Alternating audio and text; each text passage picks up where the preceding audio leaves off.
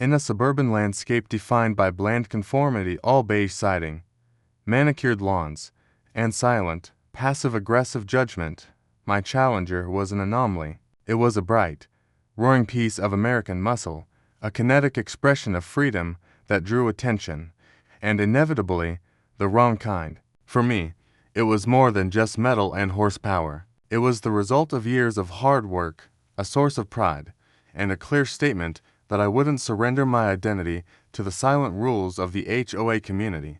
But for Karen, and more specifically, for her son, Jack, it was a constant, glaring offense. Karen saw the car's vibrant color and loud engine as an act of rebellion against her vision of immaculate, sterile order. Jack, however, saw it as a symbol of the success he felt he was owed, a prize that should rightfully belong to him. Jack was a self-entitled brat of 20, riddled with a chip on his shoulder the size of a spare tire and a constant, festering need for external validation. He had been raised to believe that the world, and specifically his mother's influence, would always smooth his path.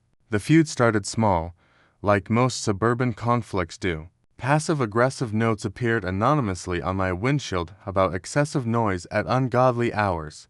Unfounded parking complaints were filed with the new board members' complaints that went nowhere. Thankfully, but the real tension resided in Jack's constant, lingering stares. I'd catch him across the street, his eyes tracing the clean lines of the Challenger parked in my driveway, his expression a toxic mix of envy and simmering rage. Karen, of course, amplified his resentment, loudly complaining at community meetings that my car's mere presence lowered the aesthetic standard of the block, even though it was perfectly legal. The conflict wasn't just about a noisy engine. It was about the profound boundary Jack felt entitled to cross. He didn't just want a car like mine. He wanted mine. He wanted to own the pride he saw in my eyes. The tension wasn't going to resolve itself with a polite conversation. It was heading toward a collision, violent and entirely predictable. I wasn't foolish. I knew what kind of resentment was brewing, and I took precautions.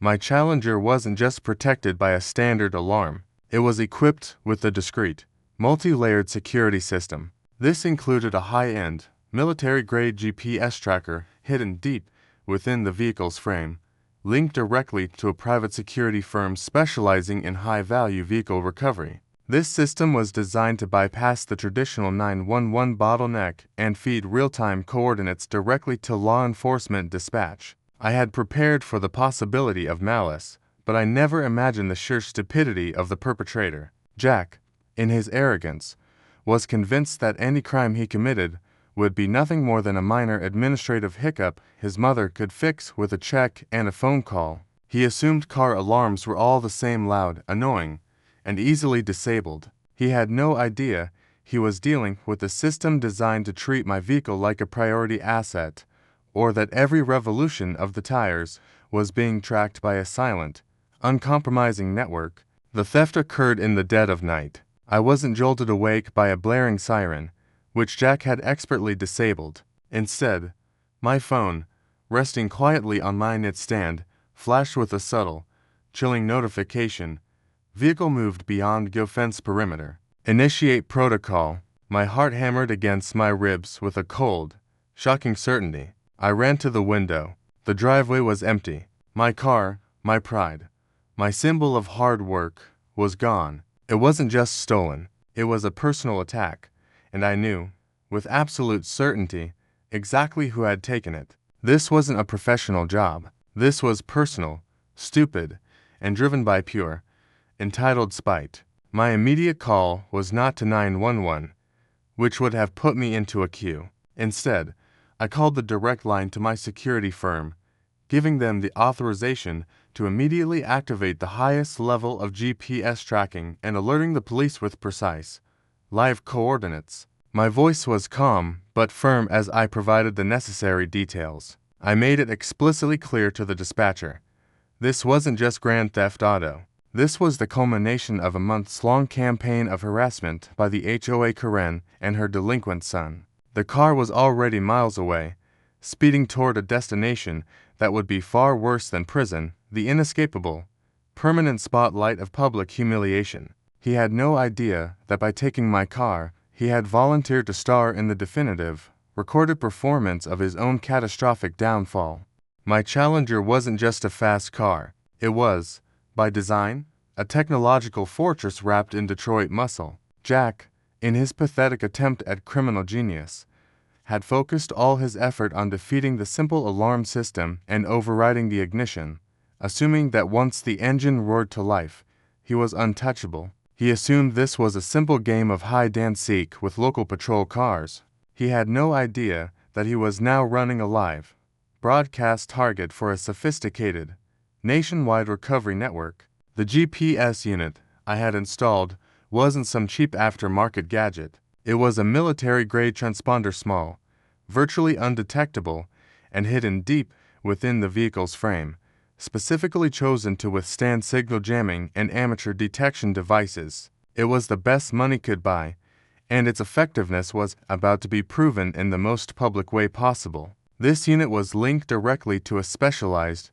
private security firm's central monitoring system. This firm bypasses the typical, bureaucratic 911 bottleneck, going straight to a coordination center that has the authority and the technical capability to feed real-time coordinates directly to police dispatch in multiple jurisdictions. The moment the alert pinged on my phone, the system was already operational.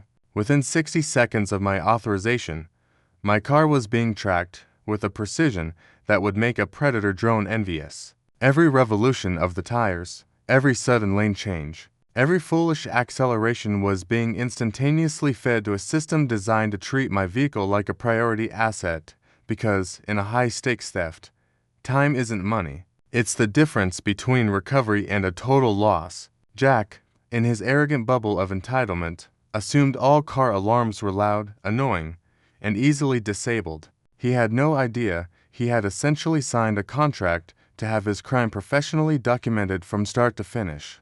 This wasn't a simple car theft. It was a criminal running a live, tracked target for a final, catastrophic confrontation. When my security team passed the live tracking feed to the police, the local jurisdiction realized immediately that this wasn't a standard patrol car job. This was a high-speed pursuit already in motion, stretching across county lines. The local police acted swiftly, but intelligently. They didn't rush in blindly, risking a dangerous, high-speed chase through populated areas. Instead, they recognized the invaluable asset they had: perfect, real-time location data. The key to our success lay in a pre-existing interagency agreement that allowed for the immediate deployment of a state highway patrol helicopter unit for high-priority theft cases on the interstate. The air unit was launched within minutes. This wasn't merely a transport helicopter. This was a multi-million-dollar surveillance platform, equipped with powerful infrared cameras and high-definition long-range optics. Jack was pushing my stolen vehicle to reckless speeds, but he was completely unaware that he wasn't just being chased by flashing lights on the ground. He was being hunted from above by an invisible, unblinking eye. The deployment of the air unit fundamentally changed the dynamics of the pursuit. For the police, it meant two critical things. First, the chase would be infinitely safer for the public, as ground units could back off and simply follow the air unit's lead, avoiding risky, high-speed maneuvers. Second, and most devastating for Jack, every single second of his crime, his face, his erratic driving, and his eventual capture would be recorded in crystal clear, incontrovertible high-definition video footage. He hadn't just stolen a car. He had unknowingly agreed to star in the definitive, recorded performance of his own catastrophic downfall. The helicopter unit, maintaining a safe, high altitude, was able to track my Challenger flawlessly as Jack pushed it onto the interstate. From their vantage point, the powerful muscle car was a distinct, fast-moving target on the map, a beacon of light in the pre-dawn traffic. The air unit's thermal camera systems negated any attempt he might make to hide in shadows or use fog as cover. Every reckless move he made, weaving dangerously through early morning commuters, suddenly accelerating and decelerating, was captured and time-stamped with undeniable accuracy. The air unit pilot and the camera operator were acting not just as law enforcement, but as forensic documentarians, building a mountain of evidence one reckless mile at a time. I was kept updated in real time by my security firm. I wasn't watching the chase live, but I was receiving the chilling play-by-play. Subject traveling eastbound on I-75. Speed in excess of 110 miles per hour. Erratic lane change near exit 43. With every update, my anger solidified into a cold, unwavering focus on justice. I knew that Karen's son, driven by his lifetime of entitlement, was digging a hole so deep that not even his mother's money or influence could possibly pull him out. He was driving a highly visible, distinct car, a literal beacon of criminality, making his attempts to blend in pathetically futile. The deployment of the helicopter was the final, critical piece of the puzzle. Without that aerial perspective, Jack might have ditched the car in a parking garage or a dense industrial district, creating reasonable doubt and prolonging the legal headache. But with the eye of justice fixed firmly overhead, his options dwindled to zero. He was now on a predetermined, aerial leash, heading directly into the prepared legal trap. He was burning up the gas tank. Yes, but what he was truly burning was the last shred of his reputation, his freedom, and the belief that the rules simply didn't apply to him. The setup was complete, the net was cast, and the high-stakes action of the chase was about to begin. Jack drove with the reckless confidence of a person who has never faced a consequence in his life. He pushed the Challenger to its absolute limit on the interstate, the car's powerful engine, which I had spent years meticulously tuning, now screaming in protest under the hands of a thief. He wove dangerously through the heavy morning traffic, his adrenaline masking the stark, inevitable reality that was closing in on him. His mind was focused entirely on the rearview mirror, searching for the flashing red and blue lights of ground units. He was operating on the fundamental, ignorant assumption that if he couldn't see the police, they couldn't see him. But above him, relentless and silent, the eye of justice, the State Highway Patrol helicopter followed without a hitch. From the ground, patrol cars were visible, their lights flashing, but they kept a safe, strategic distance, their speed dictated by the air unit's continuous feed. The pursuing ground units weren't running a blind pursuit. They were simply following the GPS coordinates transmitted from the sky. This was the terrifying efficiency of modern law enforcement combined with high-tech surveillance, and Jack had absolutely no countermeasure. He was a beacon of light in the pre-dawn traffic, a bright orange target on the thermal cameras, and his every foolish decision was being logged for the prosecution. He tried every maneuver he had ever seen in cheap action movies. He suddenly decelerated, hoping the tailing cars would overshoot. He sped up again, weaving aggressively across multiple lanes, forcing civilian drivers to brake hard and swerve. He was generating chaos, not escape. But every one of those reckless, life-threatening maneuvers was captured in crystal-clear high definition from 500 feet above. The camera operator in the air unit was calm, the lens fixed on the Challenger, providing a clinical, minute-by-minute narrative of his felony in progress. Jack was burning up the gas tank. Yes, but what he was truly burning was his entire future. 1 mile at a time, the smug entitlement that had driven him to steal the car was now fueling the very vehicle that was delivering him to prison. The chase intensified as Jack continued his high-speed folly, heading straight for the nearest major city, believing he could lose himself in its dense, anonymous streets. The police knew this was his plan. He was running the predictable playbook of a desperate amateur. But then, driven by blind panic and his self-appointed belief in his own luck, he made a critical, catastrophic error. Seeing an exit ramp looming, Jack suddenly cut across 3 lanes of traffic, narrowly avoiding a massive collision, and plunged off the interstate, heading directly into an older, dense downtown district. This was his fatal mistake. He thought the vertical landscape, the tall buildings, the narrow alleys would break the line of sight for the police cars, allowing him to dump the car and disappear on foot.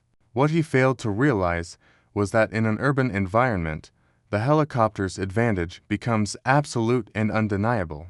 The streets were too narrow, the corners too sharp, and the traffic lights too numerous for the powerful Challenger. The car, designed for wide-open highways, became a bright, expensive target trapped in a labyrinth. The helicopter, meanwhile, simply maintained its altitude, now acting as a relentless, orbiting sentinel. The buildings didn't shield him. They just provided the perfect, geometric frame for his capture. The air unit's camera, utilizing its incredible zoom and thermal imaging, followed him relentlessly as he ran red lights, swerved around buses, and terrified pedestrians. Every illegal turn, every near miss with a civilian vehicle, was logged as a separate felony count of reckless endangerment. The entitlement that had convinced him he could steal my property now convinced him he could defy physics and law enforcement. He started making desperate, circular maneuvers, whipping through the same streets, trying to confuse his unseen pursuer. It was a pathetic, visible farce. The constant presence of the hovering air unit, the sound of its rotor blades filling the pre-dawn air, was a physical reminder that he was cornered, hunted, and exposed. His reign of reckless, entitled destruction came to an abrupt, final stop at a major intersection. Trapped by the sudden appearance of heavy cross-traffic and boxed in by two patrol cars that finally moved in from separate directions, Jack had nowhere left to go. The helicopter's powerful spotlight, the eye of justice, locked onto the stolen car, illuminating the scene like a stage for his final, humiliating takedown. He had played his last hand, and the evidence of his crime was already safely recorded, time-stamped, and ready to be used to ruin his life. Just as his HOA Karen mother had ruined the lives of so many others with her smaller, more petty acts of corruption, Jack's high-speed folly came to a brutal, definitive end at a massive downtown intersection.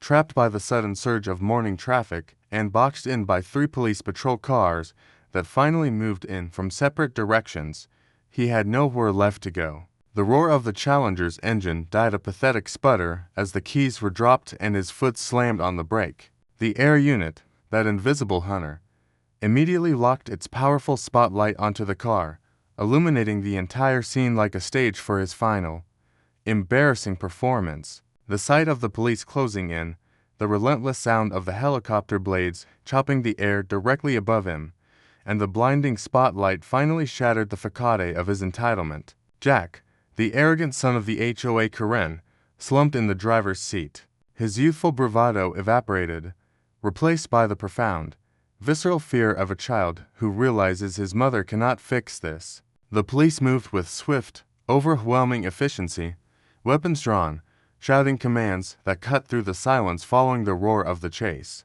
As the officers hauled Jack out of the Challenger, the visual evidence of his struggle was undeniable. He resisted, yelling and pulling against the uniformed officers. He wasn't resisting arrest because he was innocent. He was resisting the consequences he had been raised to believe he was immune from.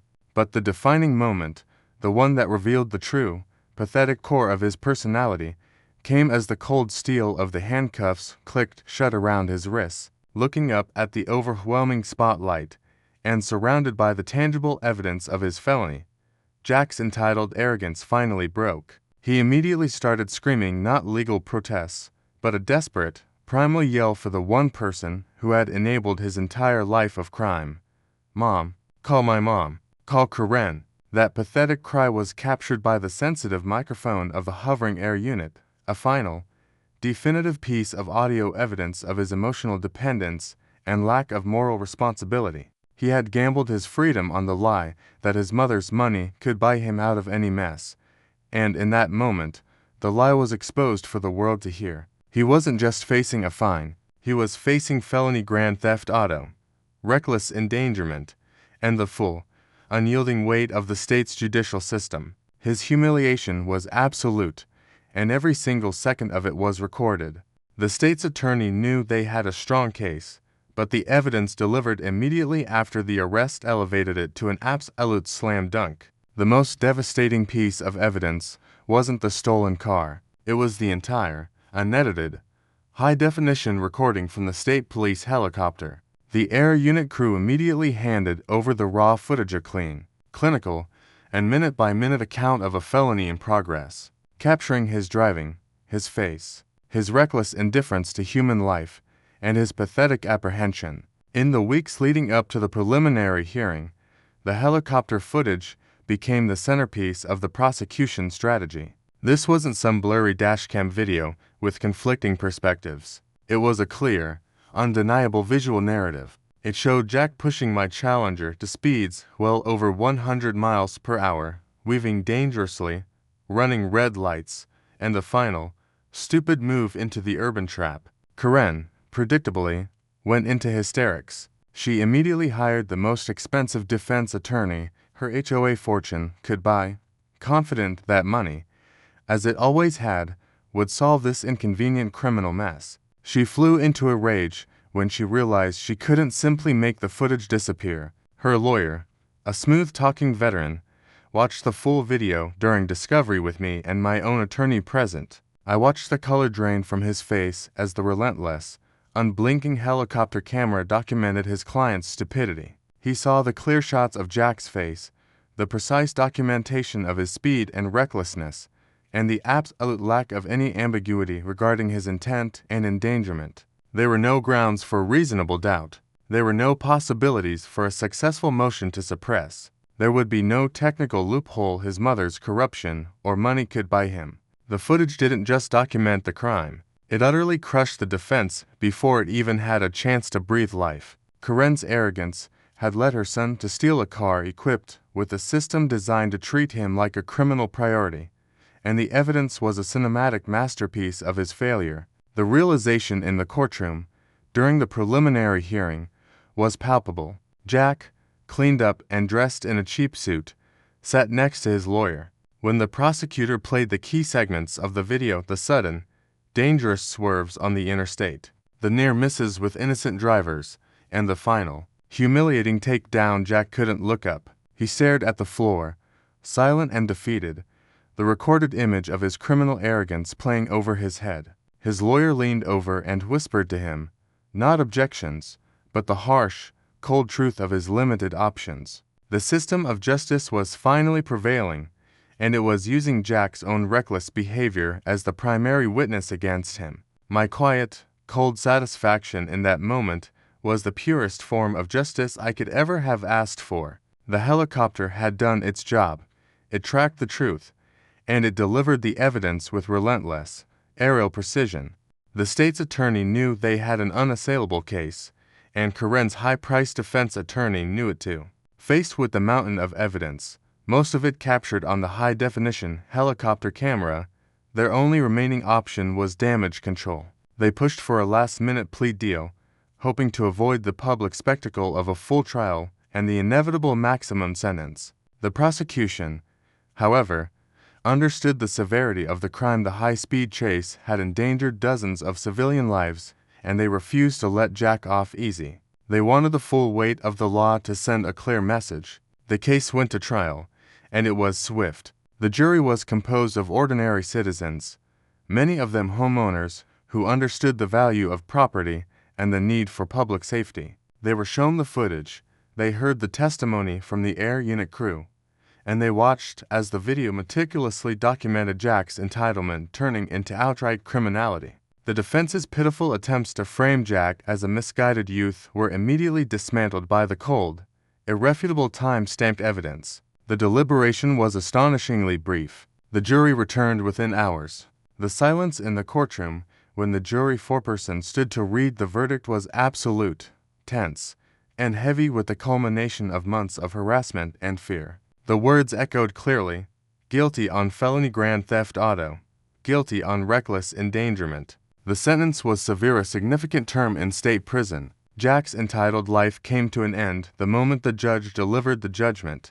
But the legal sentence was only half the story. The true punishment, the one that broke Karen entirely, came when the helicopter footage, the undeniable, humiliating record of her son's capture, was released to the media as a public safety warning about the dangers of high-speed chases. The footage went viral immediately. It was broadcast across every major local news station, shared endlessly on social media, and discussed on national talk shows. Jack, the entitled son of the HOA Karen who thought he could steal impunity, became an instant, permanent meme, a cautionary tale whose terrified, handcuffed face was now synonymous with criminal arrogance. Karen tried every avenue to have the footage suppressed, filing ludicrous motions and demanding its removal from the internet, only succeeding in magnifying its reach. Her desperate attempts to use her money and influence to bury the truth only created more headlines, more shame, and more exposure of her family's complete moral bankruptcy. Her power in the community evaporated entirely. Her name, once synonymous with mere pettiness, was now stained with felony and humiliation. The homeowners of the neighborhood finally had the justice they deserved, delivered not by a lawsuit, but by a high-definition video.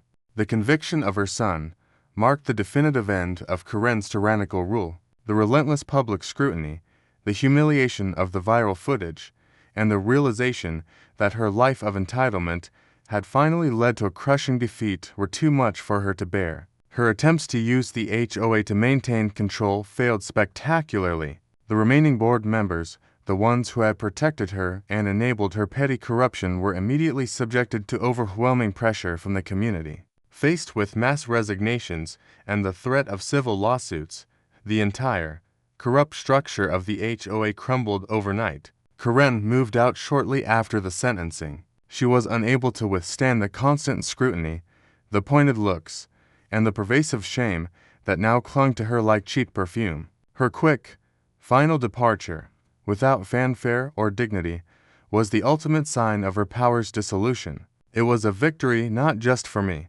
but for every neighbor she had ever intimidated, fined, or harassed. My challenger was recovered, repaired, and returned to my driveway, a symbol of freedom and resilience. But the neighborhood was fundamentally changed for the better. The air of hostility finally cleared, replaced by a sense of genuine collaboration. A new HOA board was democratically elected by a massive turnout of homeowners demanding real transparency and accountability. They scrapped the old, arbitrary rules, instituted clear financial audits, and prioritized the well-being of the residents over the petty demands of a few entitled individuals.